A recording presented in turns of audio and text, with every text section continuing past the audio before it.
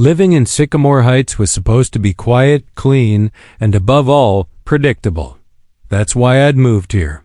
After 8 years of grueling night shifts in the A, my body had grown used to stress, but my mind hadn't.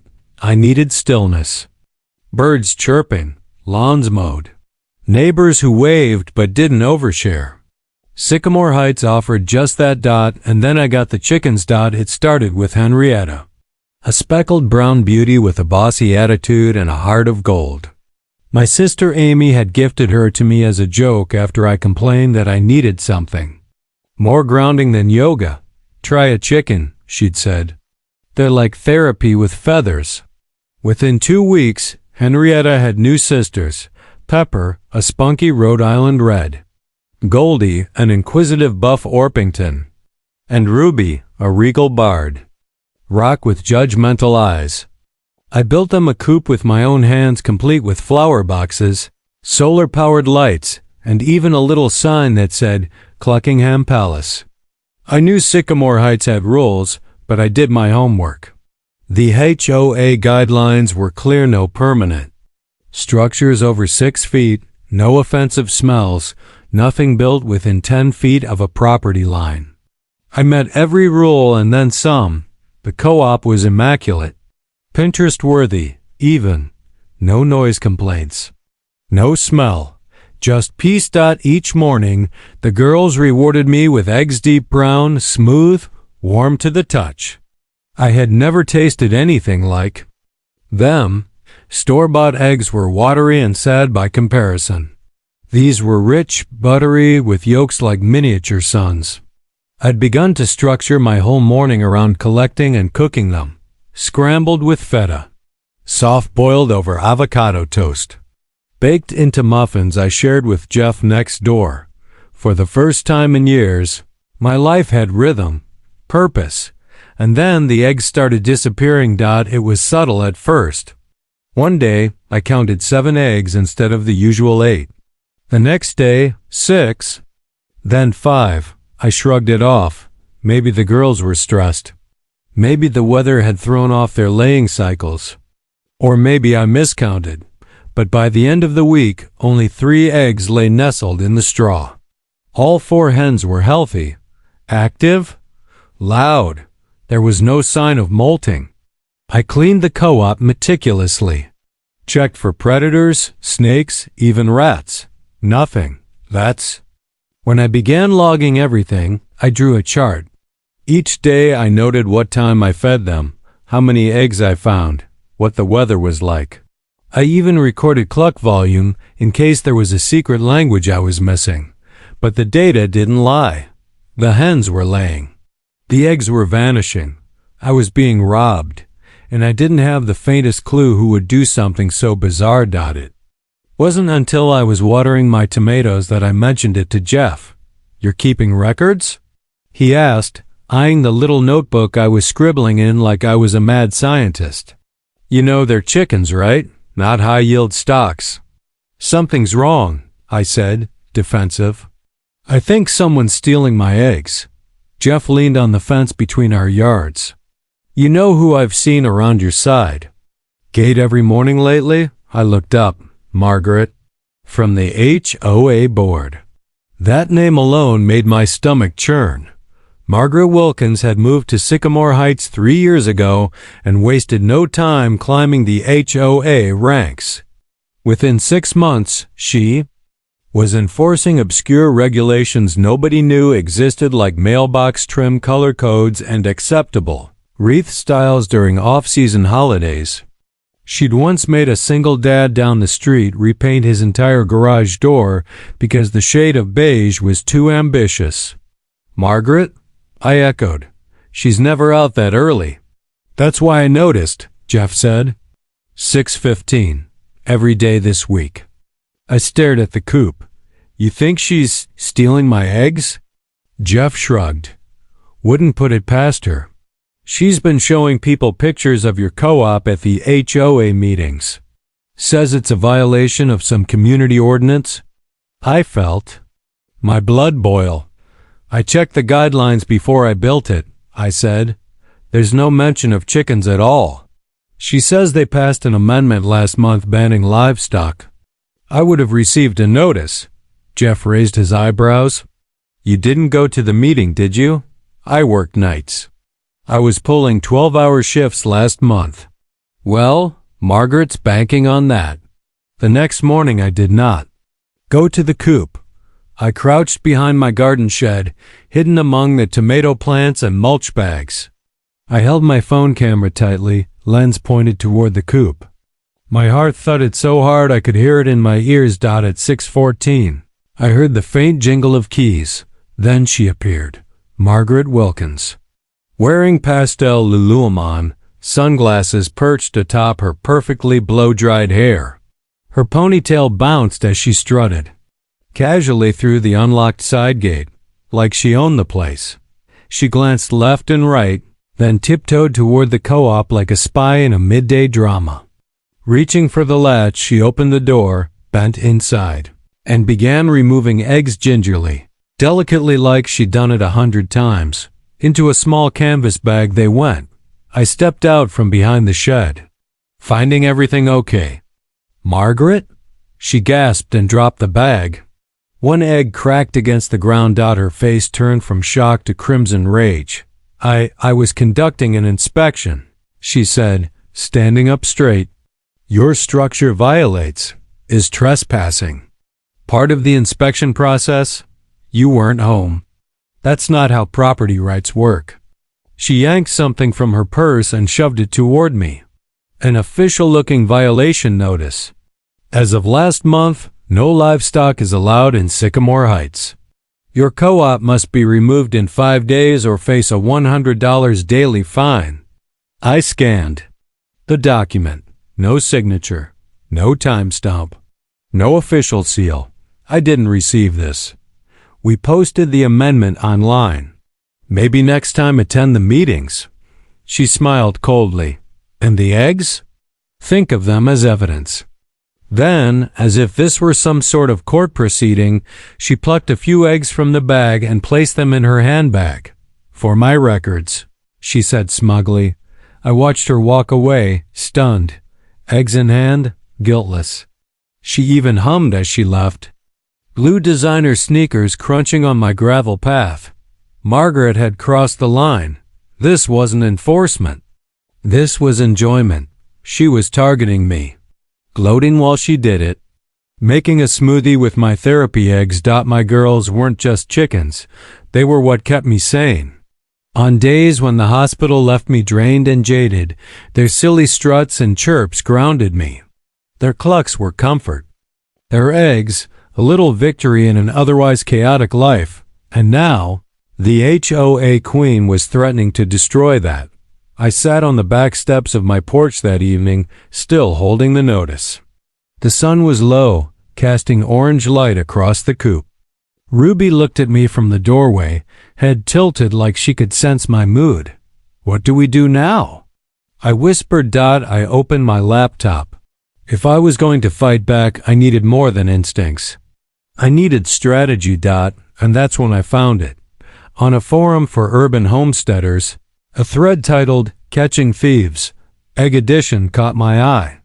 User described crafting fake eggs filled with dye to catch a neighbor who'd been stealing from their coop. And suddenly, I had an idea. The plan was simple. If Margaret wanted eggs, I'd give her eggs. Just not the kind she expected.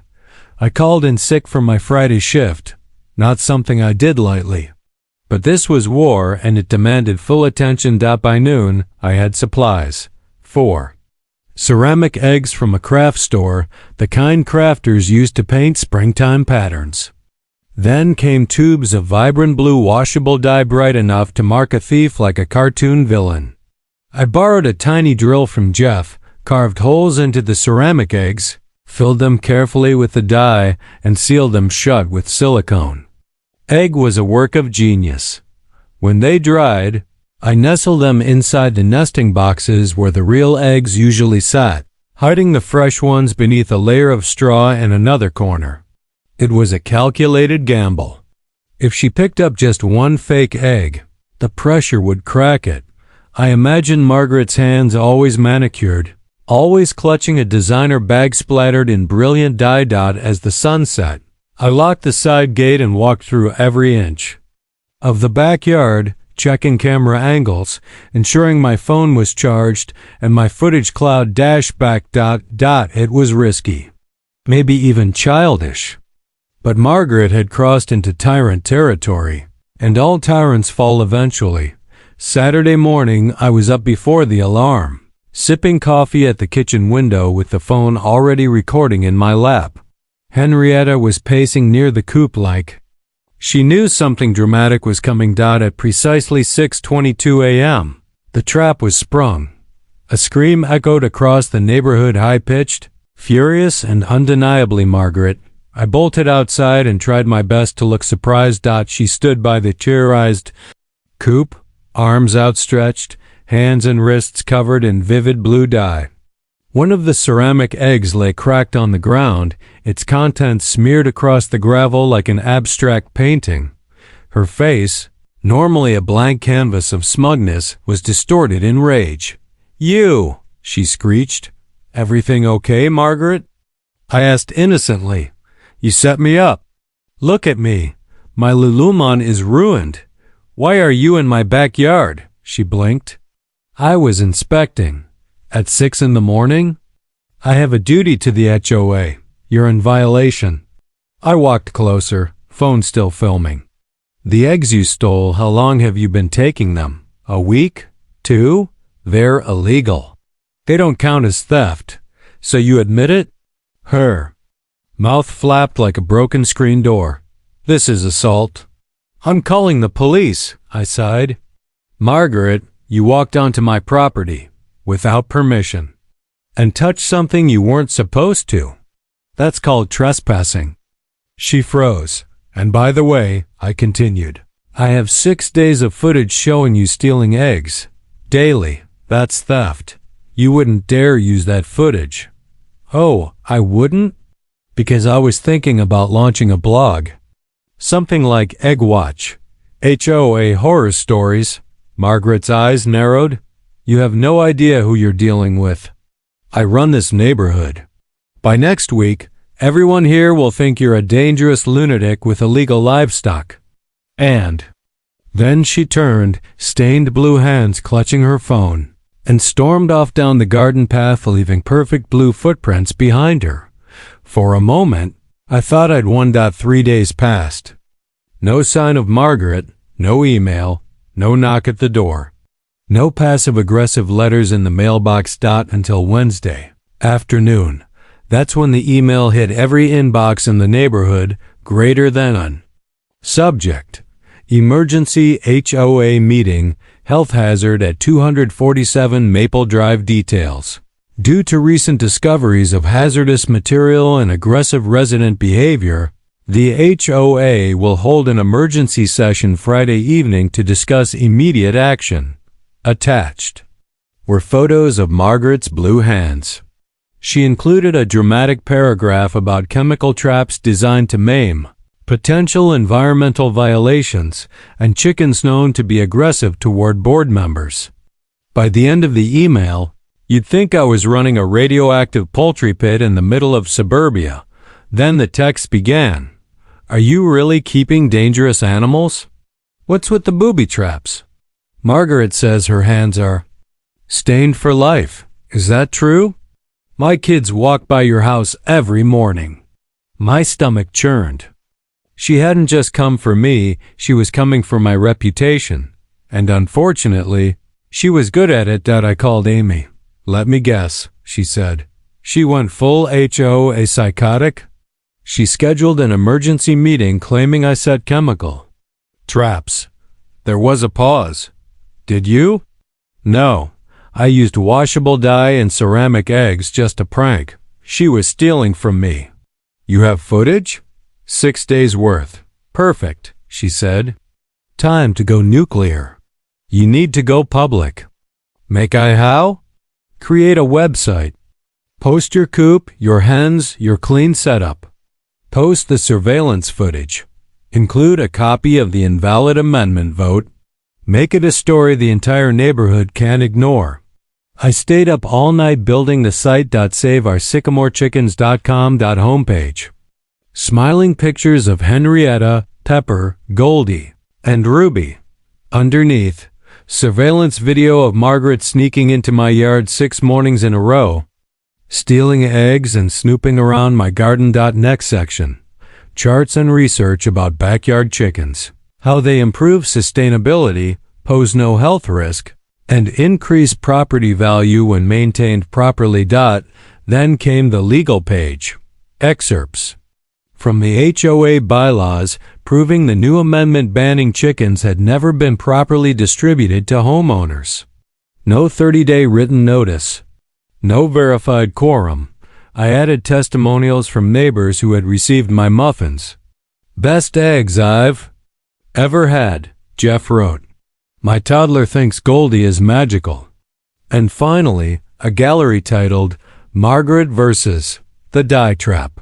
Side-by-side images of her with blue-stained hands, caught red or rather blue-handed dye by Thursday morning. The site had gone viral at least within the confines of our HOA.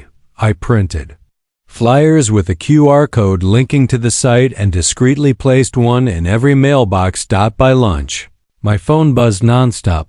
Had no idea Margaret was stealing. Just saw the video. Unbelievable. Your co-op is adorable.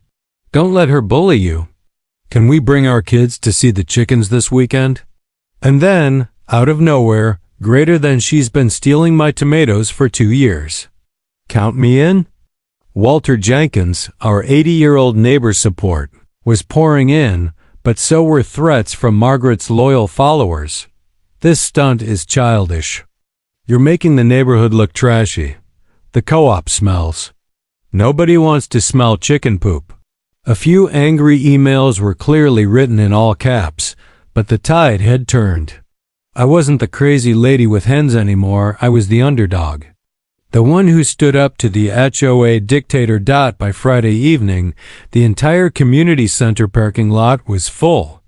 I'd never seen so many neighbors in one place outside a holiday potluck. Inside, it was like a courtroom.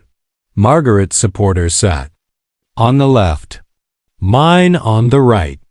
And shockingly, my side was larger people I barely knew had come to back me. The meeting was called to order by HOA President Thompson, who looked deeply uncomfortable. We're here to discuss a complaint involving backyard livestock, a safety violation, and possible misconduct during HOA inspections. Margaret stood, lifting her blue-stained hands. She deliberately set a trap that exploded on me, she cried. This woman is endangering our community.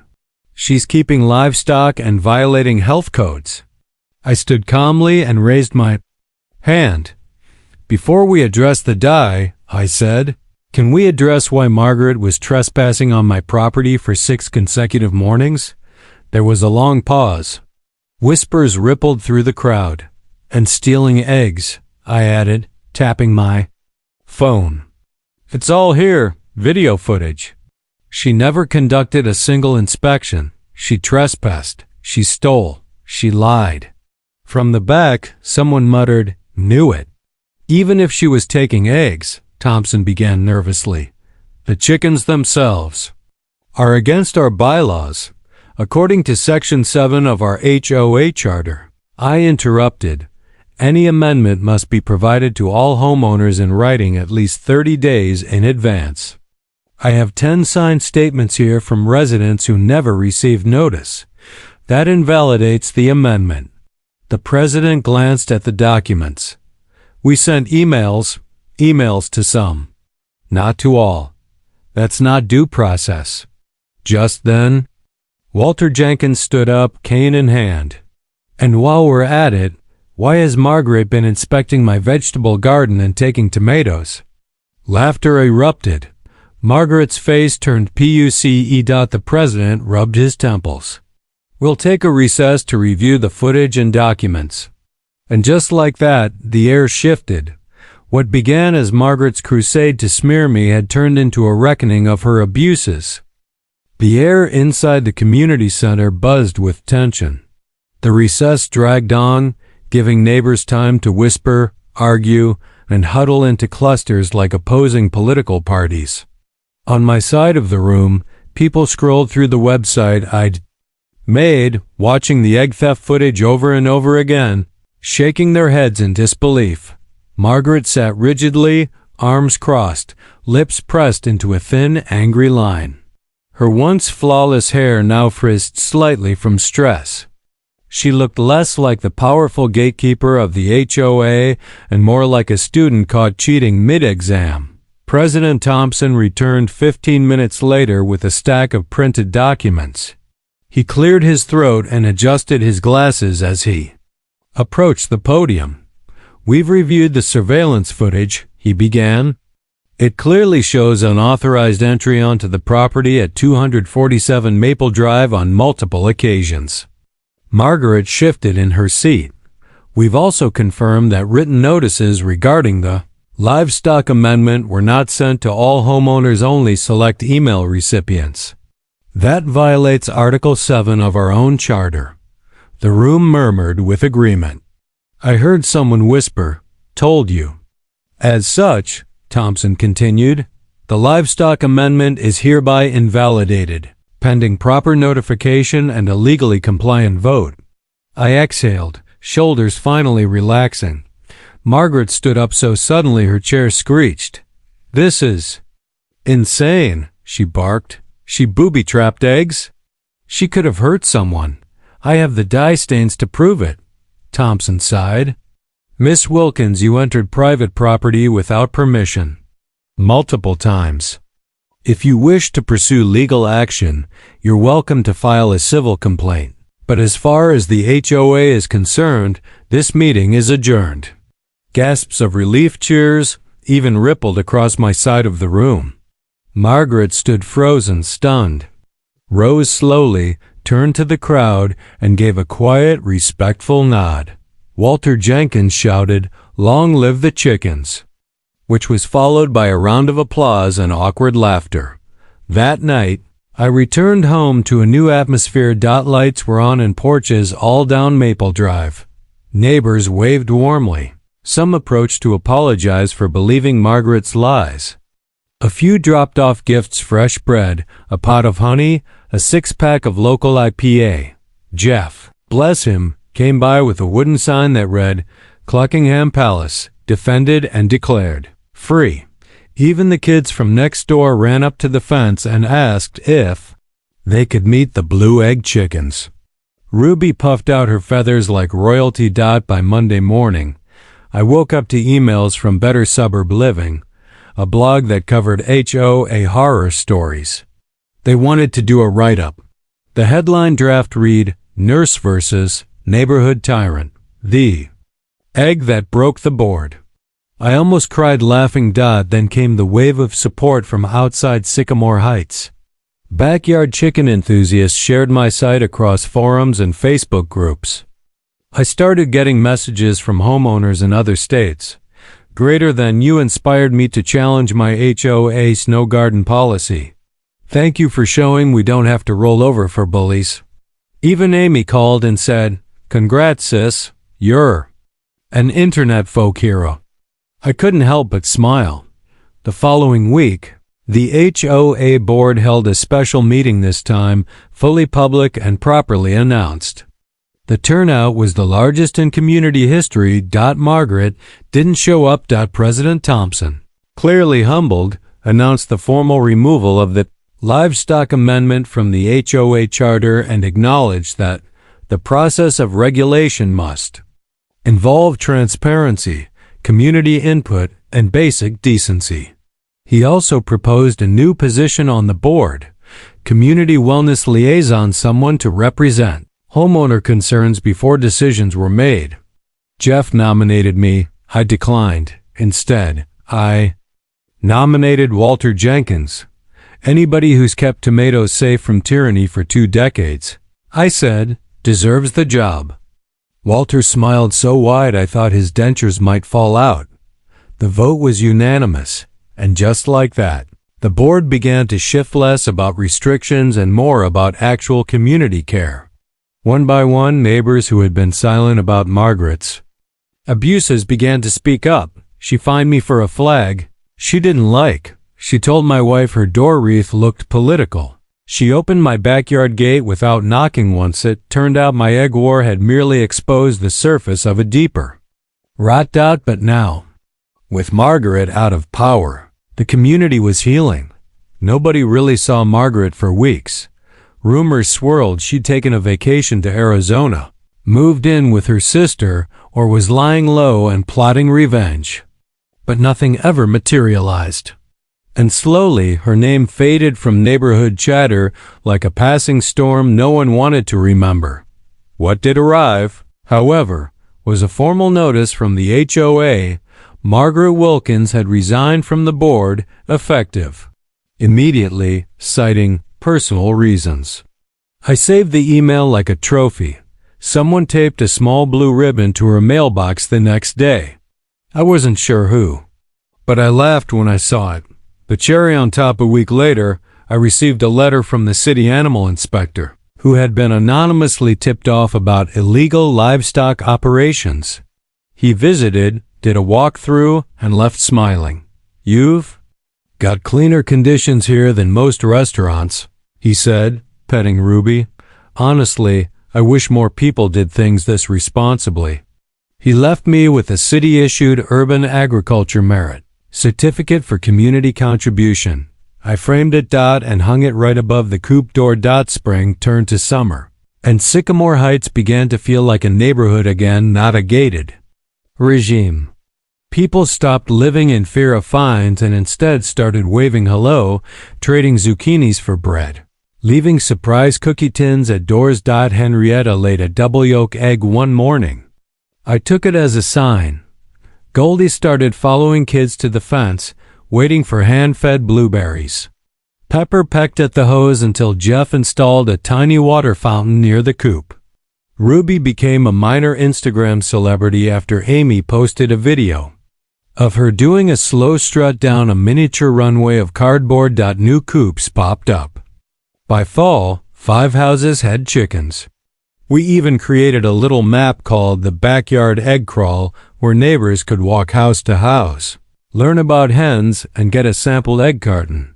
The HOA, now a reformed board with actual community interests, embraced the shift. We added a neighborhood garden initiative, composting bins, and even held our first Coopapalooza family event. I stood by my co-op during that event, watching kids pet Ruby while parents asked about getting hens of their own. Jeff ran a grill. Walter passed out tomato plants. Someone played acoustic guitar under a maple tree.